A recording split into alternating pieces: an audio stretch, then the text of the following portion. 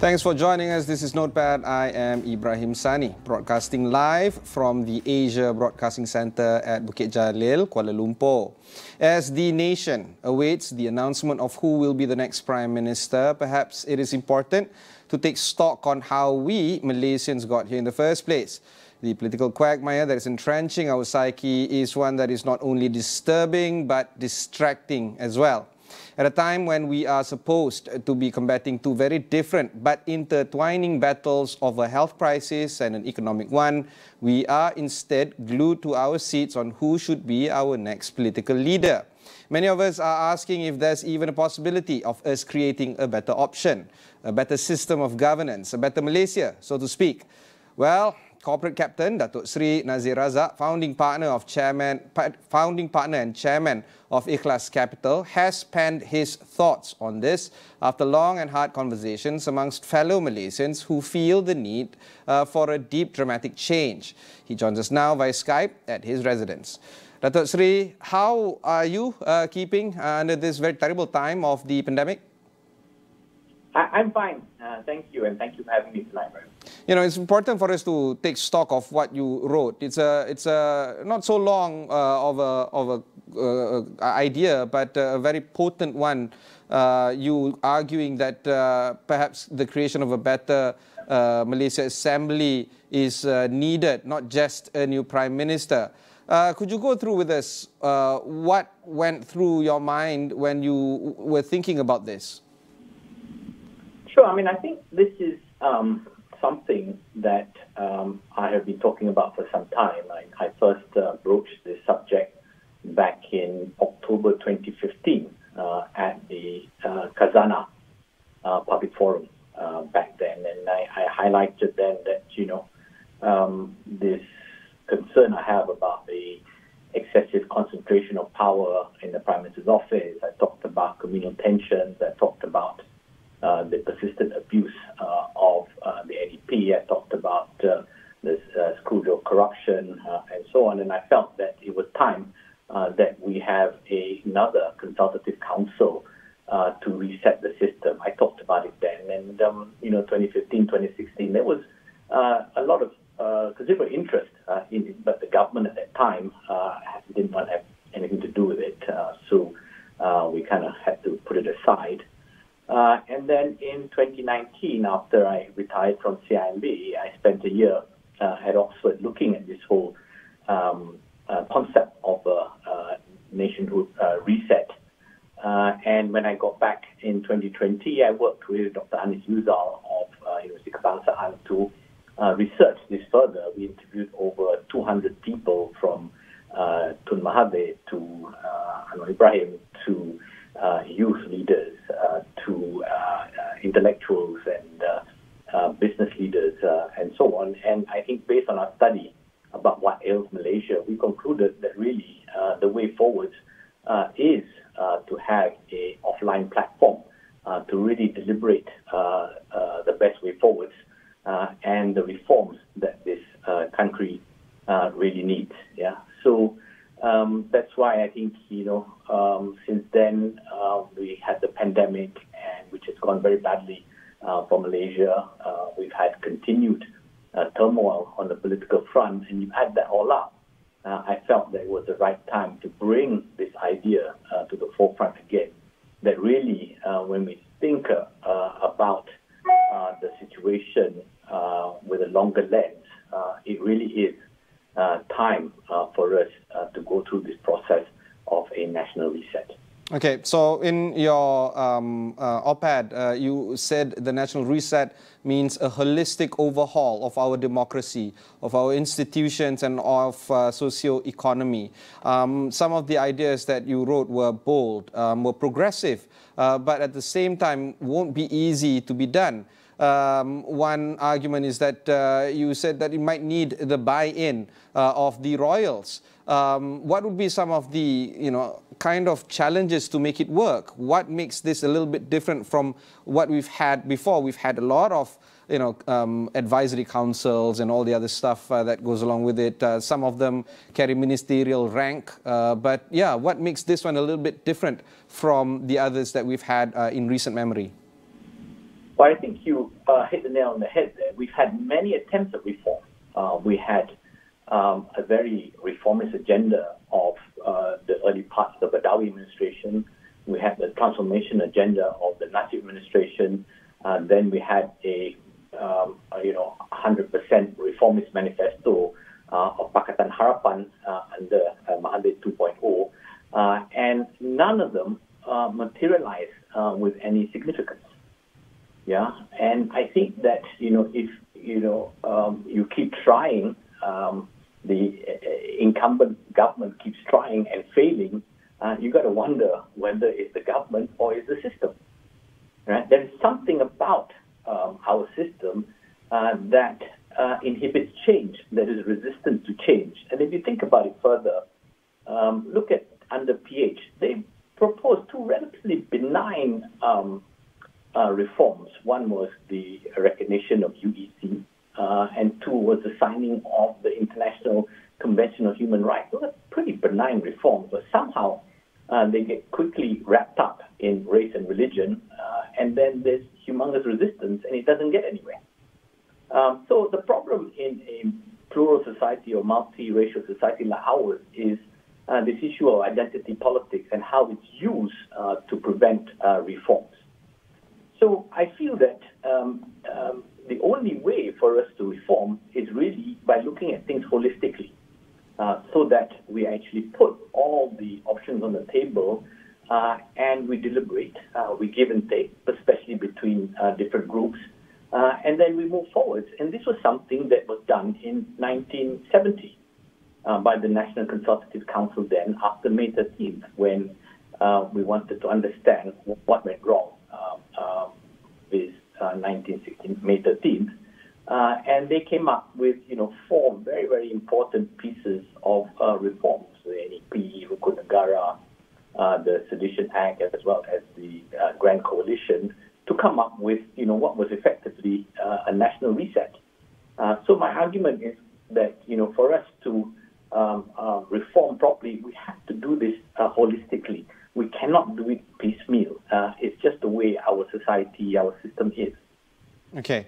I take note of that message that you're trying to convey here, that the reformation has to be very holistic. It has to be uprooted from stem to root. And you did say in your statement that we're not alone in being frustrated by politics and politicians. You say that in an era where electorates over the world are increasingly turned off by representative democracy, many are turning to a form of deliberative democracy, where new platforms for debate by citizens themselves are being done. You see, this is the part where I have to ask you a serious question here, not to undermine my previous questions that weren't serious, but the downside of this is that there would be a perceived erosion of democracy outright when you have a certain select of individuals guiding us, quote unquote, for this guided democracy notion. Is this risk worth taking?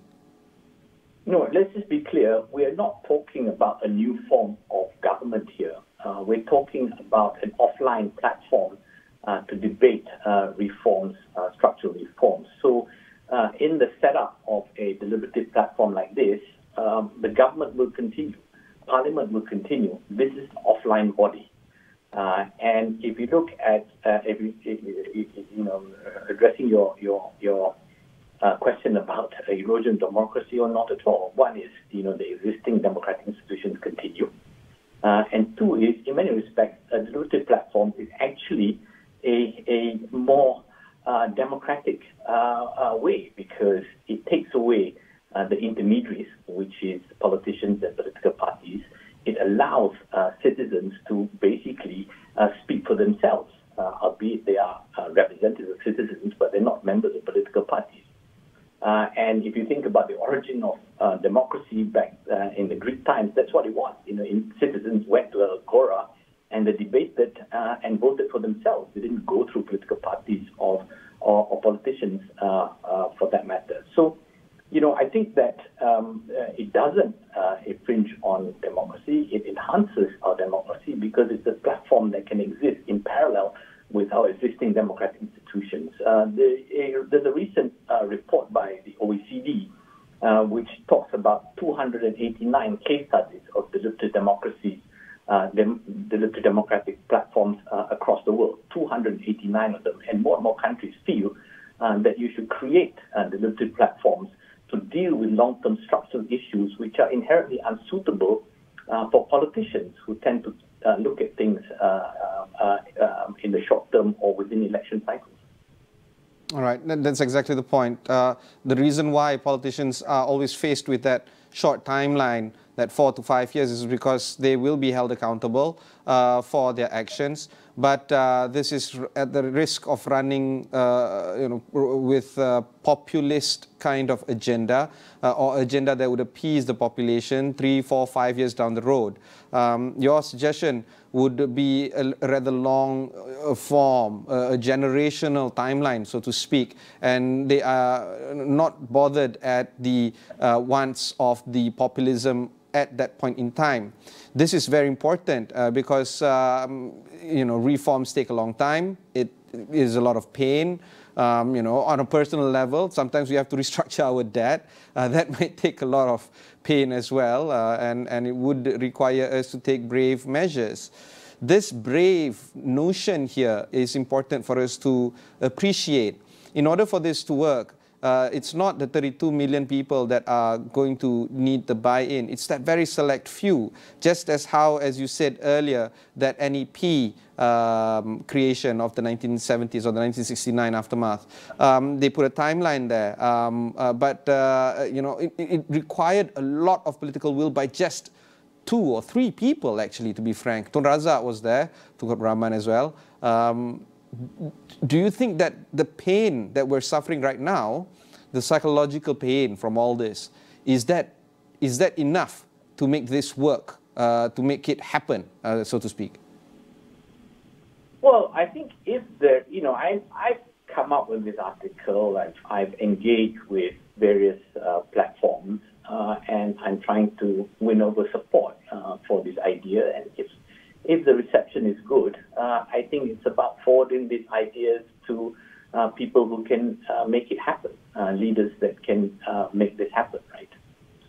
And, I think that from my conversations with the groups that I've talked to so far, I mean, we've had very warm receptions from NGOs like ABIM, IKRAM, business groups, the Undi 18, young people, and so on. They have received these ideas very well. So, if I get, more support, I'm going to be very tempted to really formally put this up to the government and the Rulers Council, that this is really the way forwards. And you're right. I mean, in the end of the day, there needs to be buy-in from the leaders.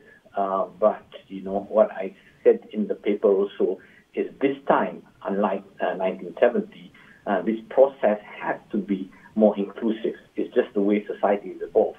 It has to be more inclusive. I think we need to go through a proper process of selecting who goes into this, assembly, who is part of the assembly, whether we just pick some random citizens, we pick intellectuals, we pick leaders. We have to pick. We have to go through a very transparent and proper process of picking them, so that the Malaysians at large look up to this assembly and say, okay, I can see people I really trust and respect to represent my interests as they deliberate the best way forward for this country. The difference between now and then is that in 1969 we were, in opposition amongst each other. Today, we are, some of us might not be united with one another, but we're not really antagonistic with one another. We've had 3 governmental changes in the past 3 years, soon possibly even 4 governmental changes in the past 5 years upon GE15. But yet we're not happy, we're not entirely sated with the structure at hand. So who are we going up against right now? Well, no, I think we have a crisis. We have a severe crisis called the pandemic. More people have died in this pandemic than in May 13th. 2 is we're not at odds with each other, but we might get there if we don't really deal with the sort of tensions under the surface. And as you know, someone called this a failed state, which I don't agree, but I think we're certainly a nation in decline. And one thing physics tells you is when you're in decline, you can accelerate very fast. And my fear is that if we continue in this trajectory, we will decline.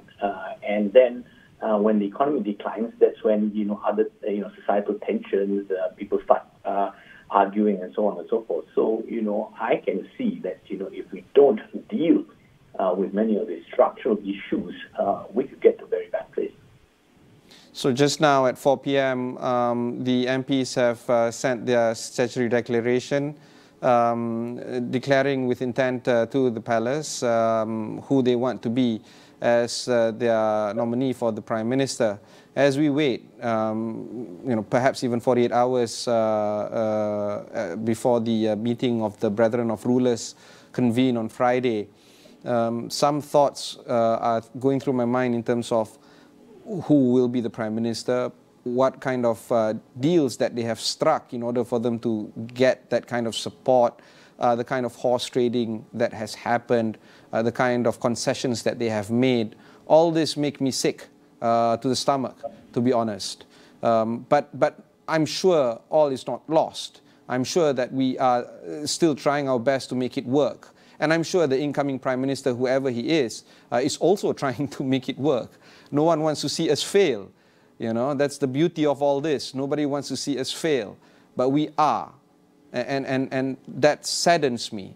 Do you feel that the new Prime Minister, the incoming Prime Minister, must do all it takes in order for this, in order for him to save this country and perhaps, as what the palace says, build a more consensus approach of governance, at least until GE15? Do you think that the urgency is being felt by the incoming Prime Minister? Well, I don't know, because we don't know who he or she is. But I could say a few things. One is we are a nation at war with a virus, and many nations at war tend to come together.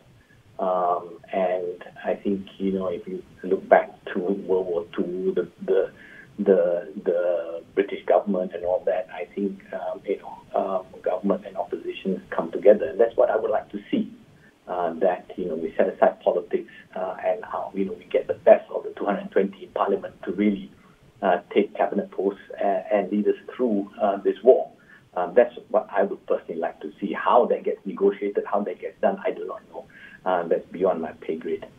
But looking long term, what I would say is that, I've seen so many good people go into politics, and they go in good, and then over time they turn bad. Because I think, people's behavior and actions are really driven by two things. One is their character and their capability. Two is their circumstances. And in our case, the circumstances are dictated by a flawed system. And the problem is even a very good person gets drowned by this flawed system, and they get constrained, and the demands of the system make them do things they don't particularly want to do. And then next thing you know, the good person that you thought had gone into politics suddenly looks very bad to you. If you look at something like money politics, for instance, it's become endemic in our system. And the problem is, what are the constraints and what are the demands, right? What is the regulation around money politics today? Very light. What are the demands? Very heavy. And then, you have the situation where in order for people to play politics, they have to play money politics. And these are the kind of issues and reforms that we need. And to take that further, Ibrahim, I just say that, look, how do you deal with money politics in isolation? You can't. Because, they've been attempts before about political funding reform, etc., but it's all intertwined. I mean, how do you have, what is political funding reform? It's basically transparency in political funding. How are you going to, when you're in opposition, agree to being transparent in terms of your funding if you believe that the arms of enforcement are controlled by your opponent? It won't work. That's what I mean when everything is intertwined, right? You can't just deal with one piece. You have to deal with the whole piece. You look at the GLCs currently, right? There's such a big part of our economy. Do we say we can just wipe out GLCs? You can't, because it's also intertwined in politics. Like the politicians need GLCs, as part of, giving largesse to their supporters, right? So you cannot just deal with it on its own. It's intertwined in the political system. So that's my argument back to where we started, which is our reform needs to be holistic, right? I want to go into the weeds a bit, into the suggestion that you have brought forth. You were mentioning that this so-called Better Malaysia Assembly, the composition of the Assembly should be subject to a process with individuals nominated by the Parliament, the executive and civil society.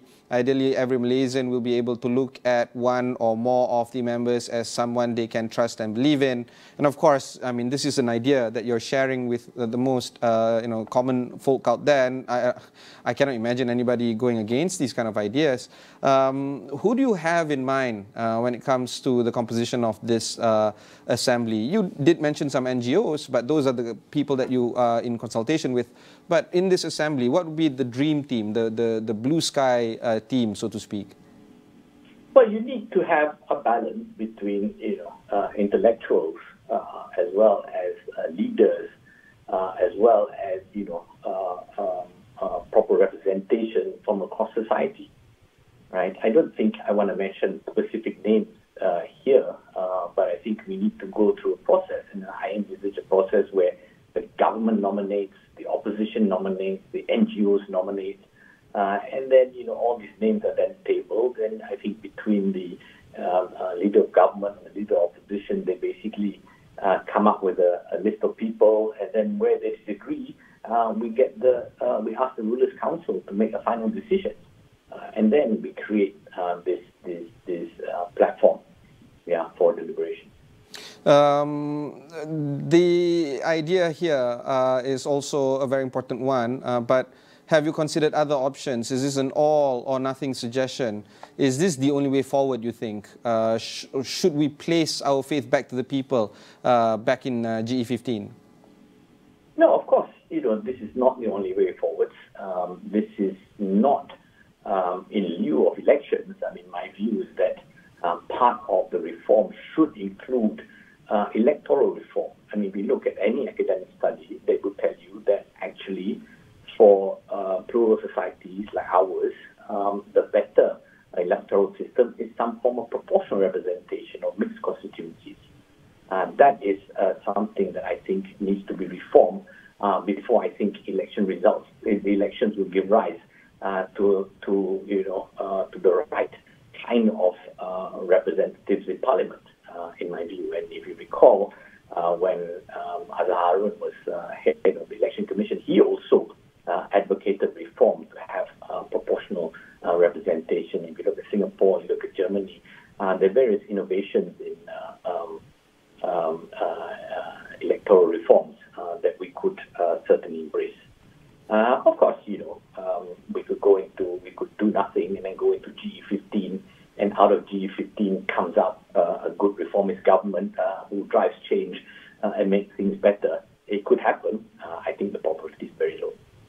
Yeah, you did mention that there are many successful examples of deliberative platforms like the Islands Citizens Assembly that resolve a lot of issues, including one that is very interesting. For a highly Catholic nation, they've solved abortion issue amongst others. That's a very astute observation. There's also the Observatorio de la Ciudad in Madrid and Oslo, Belgium, in East Belgium, where permanent citizens' assemblies are being created. This is not a new thing for Western Europe, but I'm sure this would be a first for an Asian nation. And for a person that has been wildly experiencing a lot of different cultures within Southeast Asia, within ASEAN, as well as in Europe and many other places around the world, do you think that this can be piloted by the folks here in our country? Well, in my view, Malaysia innovated deliberative democracy, right? We had a consultative platform back in 1970, right? And ironically, today it is very much in vogue right across the world. Right? history could actually research it, but I think Malaysia was one of the first nations to employ this deliberative platform. That's very interesting. So all I'm saying is that let's go back. Let's be proud about going back to our past to actually, find a better path for the future.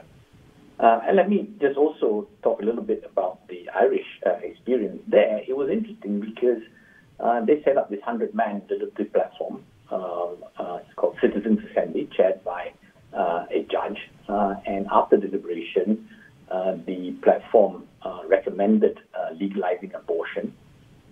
They tabled it to Parliament, and Parliament said there's no way the public will go for this. But anyway, it went for referendum. In the referendum, 2/3 of the people supported it. And that is an example of how detached Parliament was to the real will of the people. That's one. And two is there is this Centre for Deliberative Democracy in Stanford University. And the experiments they've been documenting are very interesting because, they have these sessions where they see people with really entrenched and views that are at odds. But you put them in the room and you give them a framework for positive discussion, and in general, they always come out converging on compromises and solutions. And that is the principle behind deliberative democracy. That rather than shouting at each other in Parliament based on your allegiance or political parties, you all sit down, you discuss, and look for convergence, look for solutions, and not play to the gallery. And that is the principle of why deliberative democracy can be so powerful for reform and a better national way forward. As they say, for every rule there is an exception. The same goes with policies. For every good policy, it tends to go bad over time. You rightfully mentioned that in the 1990s, the NEP was renamed but extended, and the rest of the system continued substantially the same. You went on saying that the longer it went on, the more negative effects overwhelmed it, and it was doing less of good the longer it went on. I'm sure this is something that you think about quite often, that your idea could turn, while having noble intentions, could turn very sour over time. Do you feel that you need to put a timeline on this in order for this to work well? No, I think any digital platform, you've got to have a timeline. 1 year or whatever, you've got to set a limit, whatever, 80 people or whatever sit together for a year, come up with your reform recommendations, and you need to make sure that the debates happen properly, and you need to have a good chairman and all of this. There's a lot of guide notes behind this whole idea of how the deliberative platform can work also. And I think back to your point about Malaysia 2.0, which was, founded by Tun Ismail, Tun Razak, and the like. I mean, they were very clear. This system that they had to create in 1970 might not work forever. They knew it would bring stability and so on for a time. But they certainly knew that it would not be for all time. And they would have expected us, their successors, to have reformed it. And I think they would be shocked if they realized that the system is still substantially in place 50 years on. It was, it's really a demonstration that, that 2.0, failed because it remains in place. Right? We need to have a 3.0 that is more relevant to Malaysians today and for the world that Malaysia is in today. All right, thank you, Dato Sri Nazir Razak, for joining us live from his residence. Nazir Razak is the founding partner and chairman of Ikhlas Capital, joining us live. We'll go for one short break. When we come back, we'll bring you more breaking news from around the country.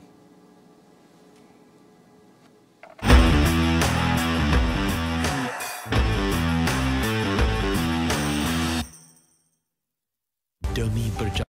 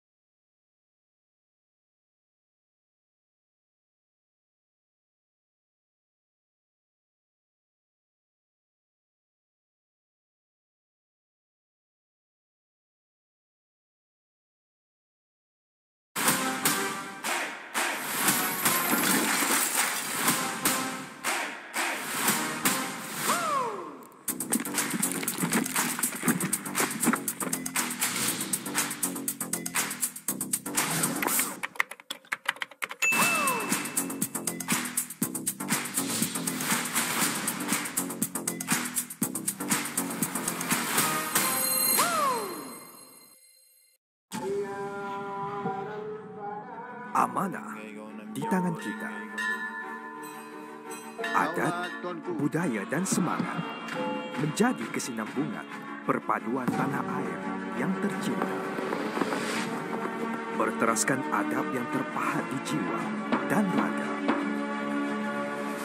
Marilah bersama kita membina negara Malaysia.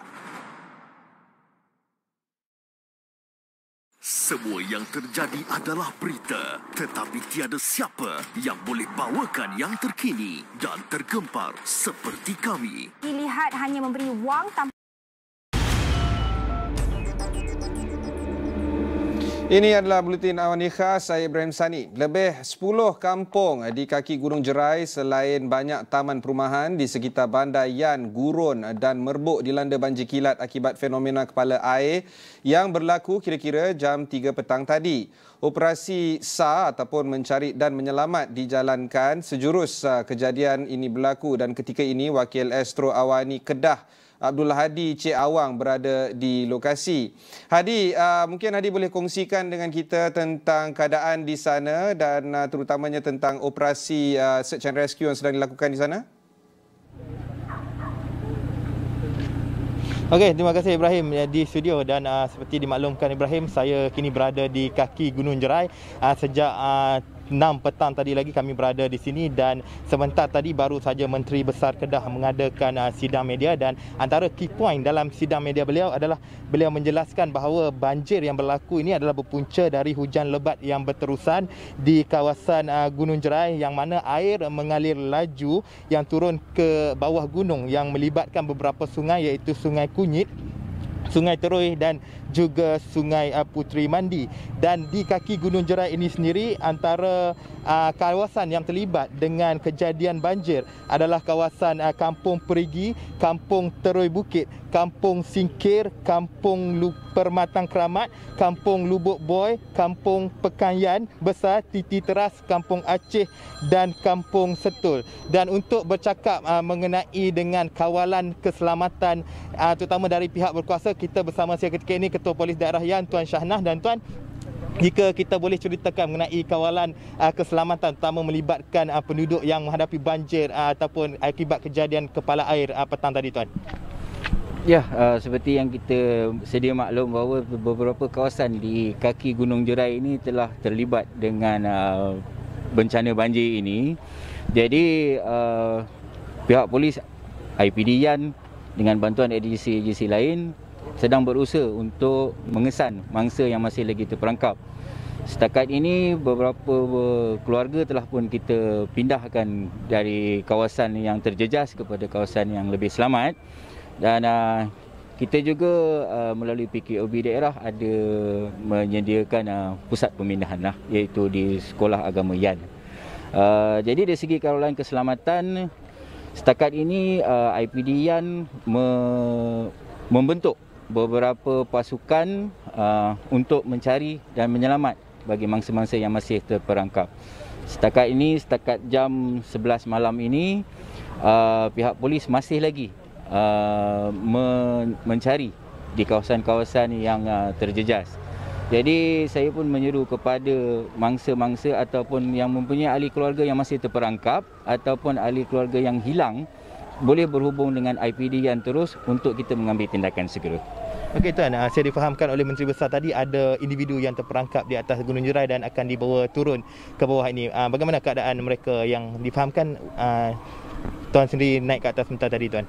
Ya, keadaan di atas itu setakat ni keadaan air masih lagi mengalir laju. Jadi kita akan kaji dulu situasi untuk dari segi keselamatan untuk kita bawa turun mangsa.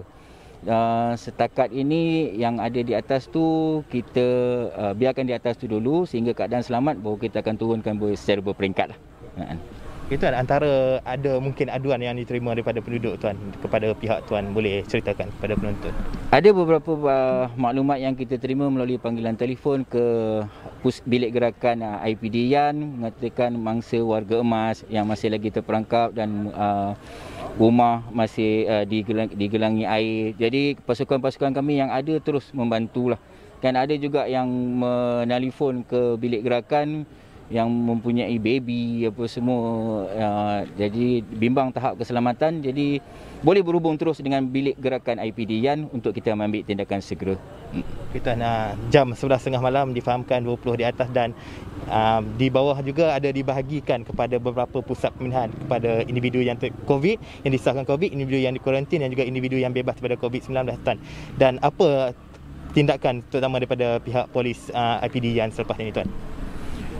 Saya juga difahamkan bahawa pusat pemindahan terbahagi kepada dua. Pada sebab yang seperti mana kita tahu, di situasi COVID di daerah Yan ini berada pada tahap yang agak membimbangkan.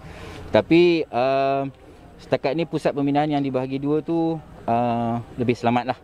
Jadi begitu juga selain daripada itu, saya ingatkan kepada petugas-petugas negeri, di samping kita membantu dan menyelamat, kita juga harus menjaga keselamatan dirilah. Dari segi pematuhan SOP. Dan jika boleh tahu setakat ni ada anggaran mangsa yang terlibat, terutama melibatkan daerah Yan ni di kawasan kaki Gunung Jerai ni, Tuan? Setakat ni saya difahamkan mangsa yang dipindahkan ke pusat pemindahan lebih kurang 60 keluarga.